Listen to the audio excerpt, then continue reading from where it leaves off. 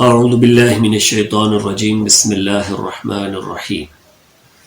آج اس موضوع پہ ہم بات کریں گے وہ یہ ہے کہ زیر ناف بالوں کی صفائی کا طریقہ کیا ہے، اور اس میں شریعت مطہرہ کی روشنی کے اندر اگر دیکھا جائے تو اس میں ہمارے لیے کیا کیا احکامات ہیں۔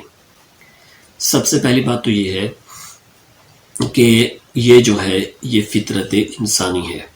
آپ صلی اللہ علیہ وسلم کی حدیث کے اگر جو ہے وہ روشنی میں دیکھا جائے تو ایک تو یہ ہے کہ جو زیر ناف بالوں کو صاف کیا جاتا ہے یہ انسان کی فطرت کے مطابق ہے۔ دوسرا، طبی لحاظ سے اگر دیکھا جائے تو یہ جو ہے انسان کی صحت کے لیے جو ہے بہرحال ایک اچھی چیز ہے، اور اس میں ہمارے لیے جو شریعت مطہرہ کا حکم ہے اور آپ صلی اللہ علیہ وسلم کی سنت ہے۔ اس میں دوسری چیز یہ ہے کہ کہاں سے لے کر کہاں تک ان کی صفائی کرنی چاہیے اور کہاں تک کتنی مقدار میں۔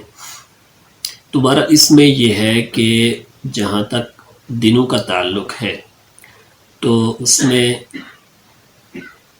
ایک ہفتے کے اندر ہر ہفتے جو ہے یہ صفائی کرنا مستحب ہے۔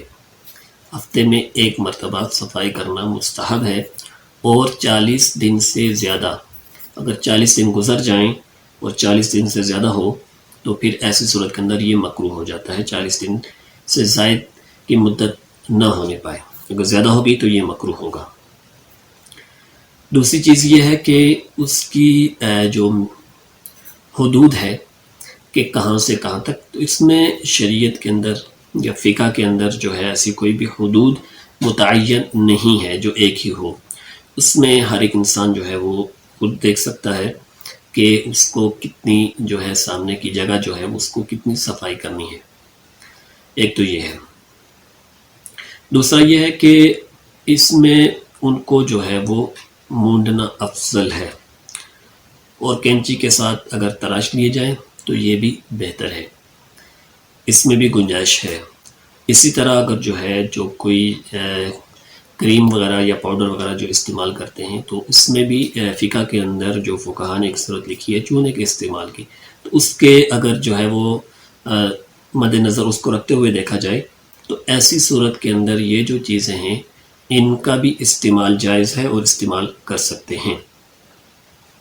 تو یہ جو ہے کہ جو زیر ناف بالوں کی صفائی کی جاتی ہے اس کے متعلق بہت سارے لوگ جو ہے وہ کنفیوز رہتے ہیں، ان کو صحیح تر معلومات نہیں ہوتی، اور پھر وہ اپنے طریقے سے جو ہے مختلف جو ہے وہ طریقے اپناتے ہیں۔ تو آج کا ہمارا یہ موضوع تھا کہ اس میں جو ہے شریعت مطہرہ کی جو ہے اگر شریعت مطہرہ میں دیکھا جائے تو ہمارے لیے کیا کیا احکامات ہیں ایسی چیزوں کے اندر۔ تو آپ سے گزارش ہے کہ آپ اس چینل کو سبسکرائب کریں اور دوستوں کے ساتھ شیئر کریں۔